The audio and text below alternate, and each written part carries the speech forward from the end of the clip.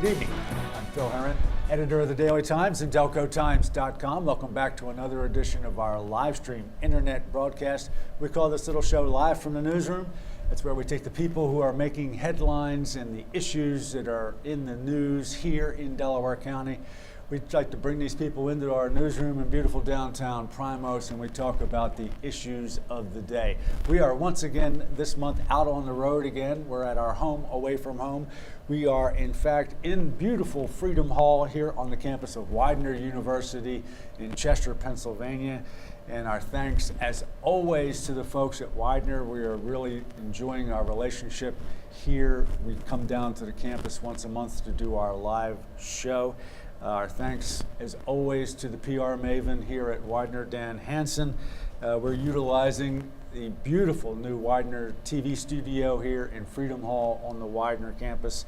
And our thanks to Professor Tim Stepanski and his students who actually get the opportunity to run some of the equipment and do some of the behind-the-scenes work.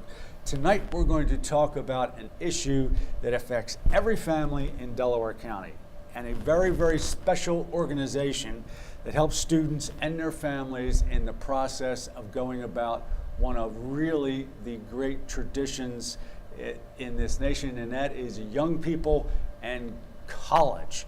It is talking about how they managed to take on that path and that mission, and how they are helping young people in Delaware County here obtain that goal. We're going to talk specifically about an organization called the College Access Center of Delaware County.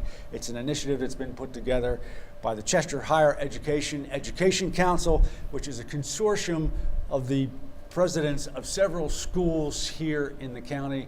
Obviously, Widener, our hosts tonight, Swarthmore, Delaware County Community College, Cheney, Newman, and Penn State Brandywine. The idea behind this was to bring all of this brain power together and work together to advance community service and education-related initiatives in the city of Chester. Speaking of which, the College Access Center of Delaware County actually was making a little news of their own today. They picked up a $25,000 grant from TD Bank, which is going to go towards the charitable foundation for their senior academy. We have several people connected with the College Access Center of Delaware County here with us tonight. Let me introduce our panel. To my immediate left, Julani Ghana is with us tonight. He is the director of the College Access Center of Delaware County. And then very, very special guests to my left, sitting on the sofa, are three young people who are involved in this program.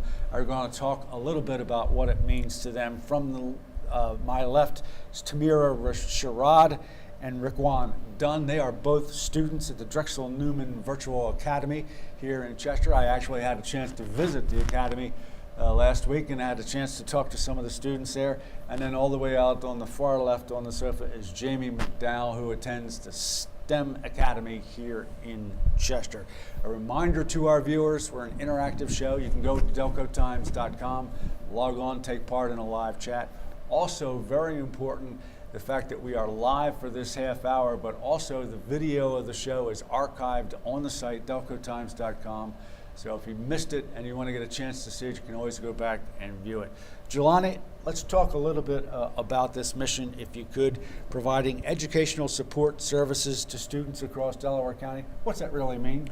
Well, Phil, I think you hit the nail on the head. You know, pulling together the resources of these 6 institutions right in our backyard of Delaware County, and recognizing the changing dynamics of careers, and preparing a very strong and vibrant college-going class. And so we needed to be innovative and provide some services to a variety of families here in the county, and the College Access Center is the only College Access Center here in the county for our students and our families. All right, let's talk a little bit about the logistics itself. The College Access Center is located here at Widener. If people want to access this service, how do they go about doing that? Sure. We operate, our hours generally are Monday through Friday from 10 a.m. until about 6 p.m. except on Fridays, which is 5 p.m. And we've served over 4,000 students in the 6 years that we've been here. We operate primarily as a drop-in center during the traditional hours of the day, Phil, so we're going to have a lot of cyber students, right, or even adult students looking for college or looking for work. But where it's really showtime for us is the after-school hours. When the Delaware County high school students get off, that's when we really provide our programming for our students. All right, you talked about the program's been in existence for 6 years. How long have you been with the program? Well, I'm a Delaware County guy myself, but I've been here with the center for about 4.5 years, so we've been working together for a number of years. Talk about some of the growth in the program in terms of some of the numbers. How did you start out, and now you're talking about dealing with 4,000 students a year? Absolutely. Well, we started off small, trying to pull together the resources of these 6 institutions, their professors, their students. And so we were, modestly looking at about a couple hundred students kind of trickling in the first year or two of operations. But once we got our programs underway and the word started getting out, because people like myself and my staff, we do visit many of the high schools here in Delaware County. So we get out to speak to the guidance counselors. We do a lot of online stuff with our Facebook page and things like that. And so now we're talking about serving, upwards now of more than 700 students every year that come to the center. Is there a profile or someone that you think would fit the mold of a student that you think that the College Access Center really targets? Yeah, I think so. I'm always reminded that not every student has a great relationship with their guidance counselor for whatever reason. That would have been me. Their work in their sports. We have an expansion of cyber and charter school participants here, and so. Sometimes during the course of the day with testing and all kinds of block scheduling, you never get a chance to go down to the guidance counselor's office like when we grew up. And so having an after-school resource in a prime location like Widener University, which is very accessible by public transportation, or you have free parking, it's a key element for us to be successful. All right, we're going to get a chance now to talk to some of the young people who are actually involved in the program with the College Access Center. And since I have 2 of my friends from Drexel Newman Academy here, I'm going to start with them. Tamira, if you could, you're headed to the University of Scranton. You want to take up health administration. How'd you get involved with the College Access Center? From my school, Drexel Newman Academy, it's been advertised all over the place, and I thought, why not give it a shot and see, because I know that the whole process of college applications and everything would be such a struggle for me. Raquan, same story for you? Yeah, basically I heard about it through my teacher. We took a tour over there like about 2-3 years ago, and we went over there just to see what they had to offer and all that. And then after school one day we just went over there, and then we really enjoyed it, so we just kept on coming back. Jamie, you're at the STEM Academy here in Chester. How did it go about there? We have guidance counselors, Ms. Simic and Ms. Esker, and they talked about it and advertised it. And I came over, and I enjoyed coming here from the Senior Academy and Roadmap to College program. Jelani, one of the things that obviously isn't going to come as a huge surprise to many people is that, we are really looking today at a massive expense in terms of college education. So obviously, one of the many roadblocks you're looking at in terms of the possibilities when young people are starting to consider college is this whole idea of even considering the idea of how to pay for all this. But that's an integral part of the program as well. Absolutely. You think about financing a car, you think about financing a home, but who would think about financing college? But that's the terminology that they use today, which is far different than many of people like myself that, went to school, 25, 30 years ago. Right. And so helping families, find scholarship opportunities for their young people and helping them begin to save or to put money away, or also to find some really good bargains. I mean, this is why the consortium of institutions that are part of the Chester Higher Education Council is so crucial. I mean, we talk about having Delaware County Community College, one of the top community colleges in the region right here, but you also have the Penn State brand. For those that want to kind of stay in state but take advantage of the state university, you have Cheney University. And then we have obviously some real elite students that may look at a private education like Swarthmore, Newman, or Widener. So, but college is expensive. We know it's going to take some really getting in the trenches with the parents, and we do that at the center. Right. I guess the first step is just in terms of getting young people and their parents, obviously crucial to have them involved, but getting them used to the idea that, hey, if you think that college is in your future, there are going to be requirements that you're going to have to meet before you do anything else, just in terms of your academics. That's really a big piece of this. A lot of times parents don't know what their child is doing academically. They may see a report card, they may not. And so we're really looking at working at the middle school level, but particularly the high school level, to begin to inform parents that, as you said, if your son or daughter is strongly considering college or some type of post-secondary option, that we want to make sure you're taking the proper courses, the most challenging courses at your school. They may be difficult, but you need to take those. And so we kind of work with parents very early on in the process and begin to walk them through. Tamira, you've already indicated you're looking at the University of Scranton. Talk a little bit about what type of process you looked at. How many schools did you look at, and what were some of the factors involved in your decision? I actually applied to 7 schools, and Scranton was one of the only schools that accepted me. And I felt like it was a reason for that. So I'm just waiting to see how everything goes. And What year are you at Drexel Newman? You're getting ready to graduate? yes, I'm in the 12th grade. All right, so you'll be going into college in the fall. Yes. Okay. Rick Wan, you're going to stay a little closer. You're going to go out to Westchester. And you're interested in pre-med. What was your what was the draw in terms of wanting to stay a little closer to home? Well, my mom, of course, but you know, I mean, I want to be able to get back home if I need to, and you know, go to school. Like, I mean, it's not too close to where I can go back to school or come back home, and then it's far enough where I can like stay away from home a little bit. But that's probably one of my primary reasons. Jamie, you're going to probably go the farthest. You're going to go down to Allen Iverson territory. You're going to go down to Hampton University, and you're going to study sociology and communications. What type of other schools did you look at, and what were the factors in your decision? I looked at Westchester, Howard, and Elmira College in New York, and the factors was just coming to the College Access Center and people helping me trying to figure out what I like to do, because I was very indecisive of what I wanted to be, because I wanted to be a lawyer, but now I want to be a public relations director. So I just, looked up a lot of things and found out my passion of what I wanted to do. Jelani, this is a program, the College Access Center, that basically covers the entire county. We do. We have students that come as far from Radnor and Lower Marion, Marion Mercy Academy. We have all of the public schools, Interborough, Chichester, Garnet Valley, Pencrest, Strathaven, Academy Park, Penwood. Right.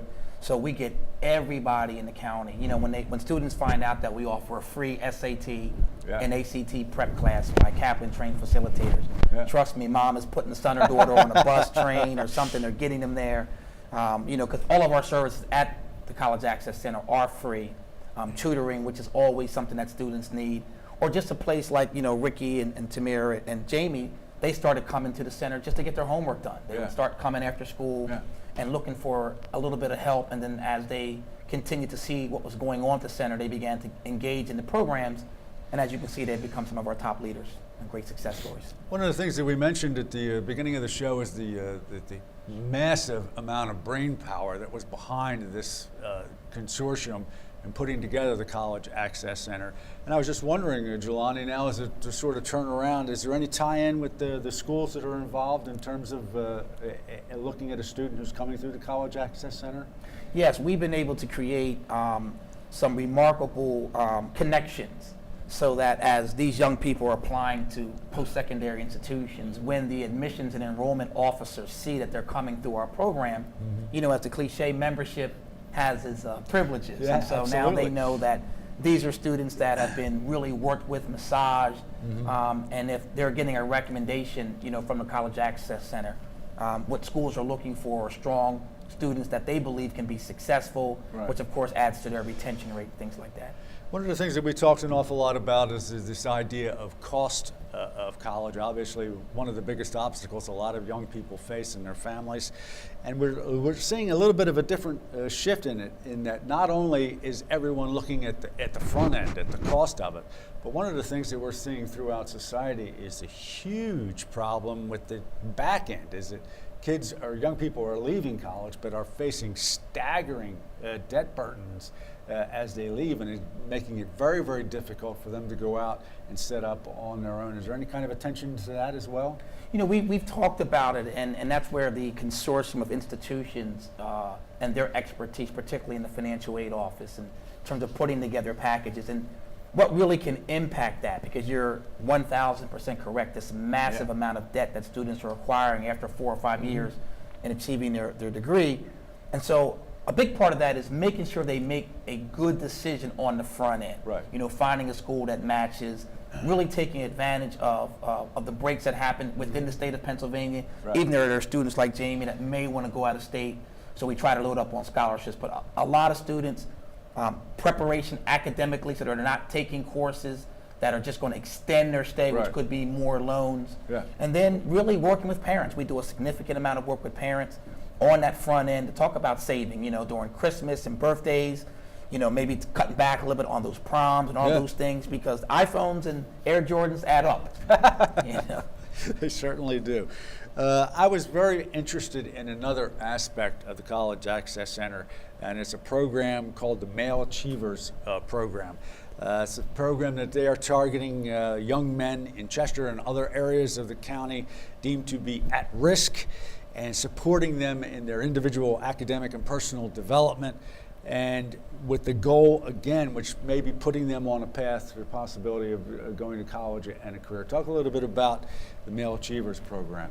Well, absolutely. No, the Male Achievers, man, really spoke to my heart when I decided to come back to the center, because I just looked at a college campus and saw that while all groups were represented, you know, the young African American in particular, or Latino male, unless they were athletes, were just not represented in the numbers that we felt they should be. And so, in speaking with the advisors, I wanted to put together a male mentoring program, get these young men into the center, begin to work with them about their careers, get them excited, and let them know that this is really possible, that they don't have to be, you know, entertainers or athletes. And so what we're going to be doing over the course of the next few years with them is introducing them to some of the exciting careers, like even in the area of communications, or we'll be traveling down to Delaware County Community College next week for a huge STEM conference that they're going to be hosting. Yeah. We got a grant that we're going to be working on I with have the that. Chester STEM High School. So yeah. we're really excited about that, introducing them to things that we know are going to be enriching for them,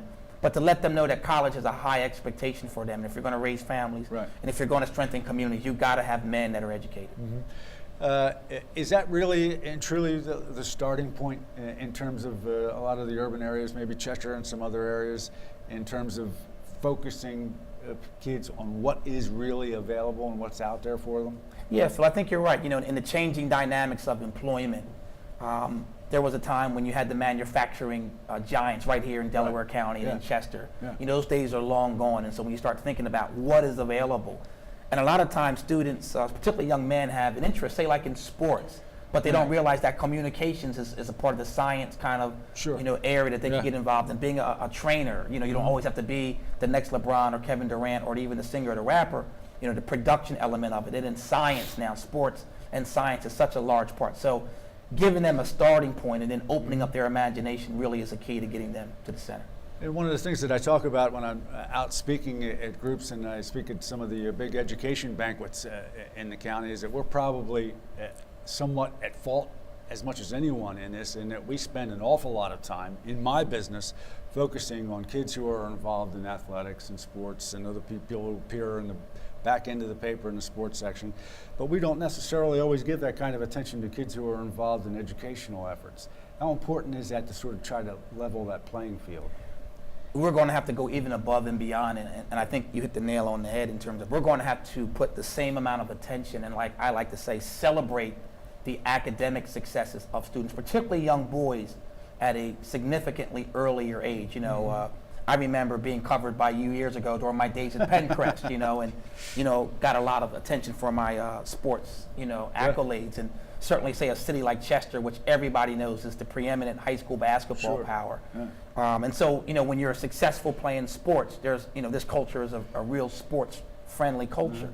So what we're doing is we're working with the Chester Upland School District, but also Rose Tree Media and the Pendelco School District, and looking at their young men, and, you know, when they make the honor roll, when they have the dean's list, that these young men get the same type of accolades and some of the privileges that go with success, so that they begin to realize that, yes, if you're an A student, if you hit the dean's list, that you're going to get some of those privileges, and I think we can begin to turn that around. Tamira, young people today, do they realize that there's always a lot of focus on kids who excel at athletics, but there may not necessarily be the same type of focus on kids who are doing academic pursuits? Well, yes, they don't realize it. I feel like more focus is on the athletes than the young scholars of the city of Chester. So And you think that how would you like to see that changed? I would like a whole turnaround. I want to see more focus on our young scholars of the city. Raquan, what do you think? I think too much attention is being brought to the athletes. I mean, I know that they're doing good and they want to pursue like the NBA or the NFL careers, but I think the people who want to like don't take that path and like go towards like the medical or like even be teachers, I think they should get the same recognition that athletes do. Yeah. Janice, or Jamie, rather, a question for you. When kids are talking amongst themselves today, are they starting to see the future in terms of academics and the possibilities of that, or are they still leaning towards sports and other endeavors? I think they do realize the opportunities that they're allowed to have and which they're given, but because so much attention is brought on entertainment and basketball, they sweep it under the rug because they feel as though it's like an easy way out. Mm-hmm. You know, they could play ball, so might as well play ball, and then they also look at the reality of it. If they're getting more attention playing ball, why would you want to go to class and want to read and learn? And that's what I try to motivate other kids to do, because I like to learn and I try to push that on other kids. Jelani, one of the things that I wanted to bring up is that we're actually starting to hear an awful lot about the idea that there may even be a little bit of a backlash in terms of some people today are now saying, hey, you know what? Not every kid needs to go to college, and maybe there's other avenues. You put much stock in those thoughts? I really do. You know, we're in the 21st century now, and the idea of having a job, particularly the type of job where you're going to spend 40 years and retire, or those days are long gone. And so the 21st century is clearly the century of the entrepreneur. Yeah. And so a big part of what we do with these students at the College Access Center is introduce them to the world of entrepreneurism, you know, with the type of technology and social media that's available. So we do have to be careful. You know, we have an abundance of students that may be graduating with that debt that we talked about, right, with degrees or certifications where they're not going to find either steady employment or the ability to raise a good family.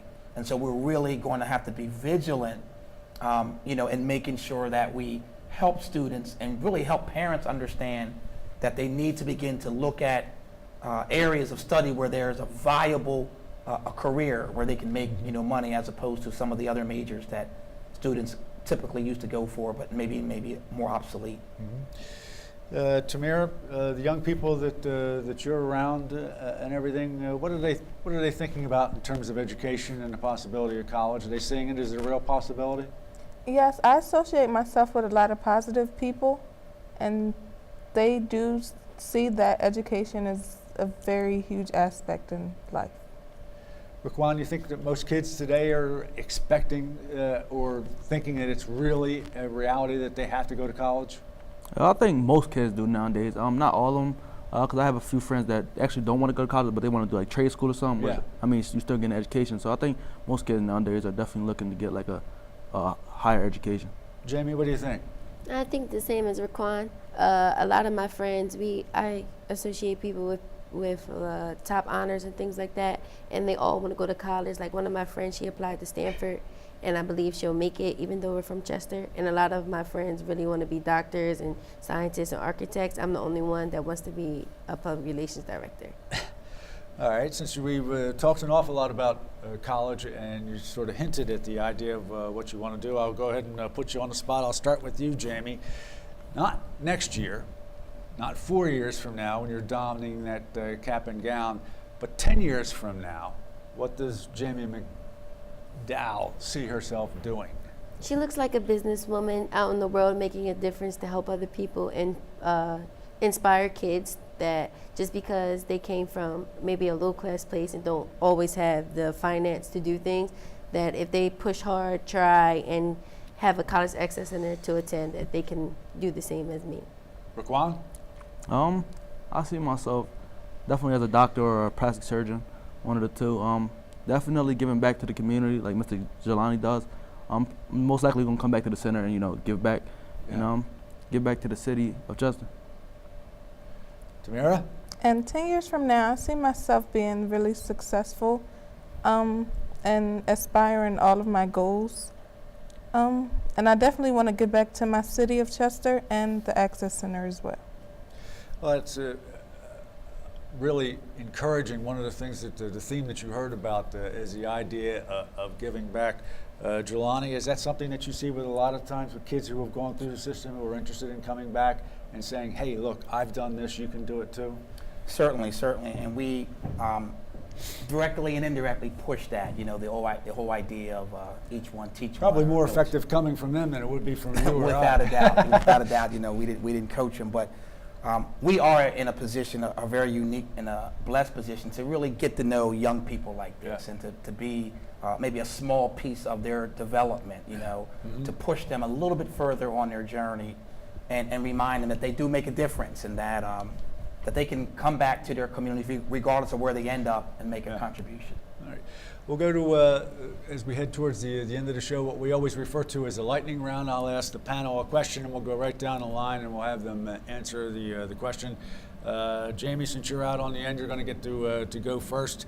Tell us one secret people don't know about the college process and the help that's available from the College Access Center. One secret would be food is brain power. I like that. Raquan? There's a lot of free money.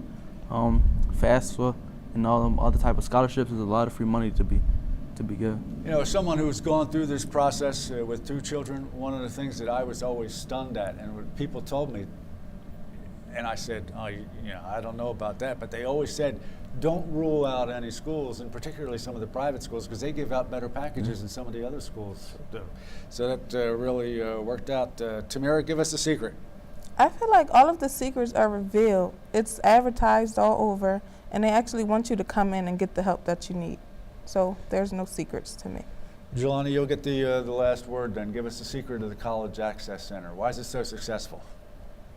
Because we're here to help everybody, and that's a rarity sometimes because people get so busy. So the secret is that the College Access Center is no longer becoming a secret, that the families and residents, by virtue of us being on this show here, are going to get to know about one of the best kept secrets right here in Delaware County. We should make note that while we are here tonight, as we are once a month during this semester, the school made a little news of its own at the tail end of last week, and it's a little bit sad in that the longtime head of the school, Dr. Harris, is going to be leaving. And imagine that he's going to leave this beautiful weather that we have here for the University of San Diego. He's going to be taking a similar post there. We're going to have Dr. Harris on the show in one of our upcoming shows to talk about his time here at Widener and the changes he's seen undergoing not only here at the school at Widener, but also in the city of Chester and in Delaware County. So we look forward to that. Something else you might want to know that is very special that's going on at Widener is that there is a great observatory here on the campus. And it just so happens that this week they are celebrating their 10th anniversary, and they're having a very special event Friday night with a free use to the public of the observatory. So we'll look at that as well. A reminder, we're always looking for topics to do for the show, our Live from the Newsroom show. If you have a topic that you'd like to see, or if you'd like to invite us to come out and do a show on your neighborhood or your town, please email me at editor@delcotimes.com. We're going to be back here at the campus at Widener exactly 1 month. Very odd thing about non-leap years that February and March actually days line up exactly. So 1 month, Wednesday night, March 18th, we'll be back for our next show here at Widener. My very, very deep thanks to our panel, especially the great students that we've had here tonight. Out on the far left is Jamie McDowell, who is with the STEM Academy in Chester. She's going to be attending Hampton University in the fall. And then we have Raquan Dunn and Tamira Sherrod. They're the two students from the Drexel Newman Academy. Raquan is going to be attending Westchester University studying pre-med. Tamira is heading up to the University of Scranton to take up health administration. My thanks to Julani Ngana and our best wishes for the College Access Center. Please take advantage of their services. Tell them one more time, how do they contact the Access Center if they need Absolutely. it? We have a Facebook page, College Access Delco, and of course the same as our website, www.collegeaccessdelco.org, where you're certainly welcome to call us 610-499-1391. We're there for you. We'll be back again next week. Next Wednesday night, we're going to be visiting with our friends from the Delaware County Veterans Memorial, and we're going to be talking about the very, very special project that they've put together with students at Westchester University and a professor out there, where they are actually putting together the names that appear on that memorial on those walls, and they are recreating the stories. So look forward to that next Wednesday night. That is every Wednesday night, 7 o'clock, live from the newsroom. We'll be back next week. We'll talk to you then. Thanks.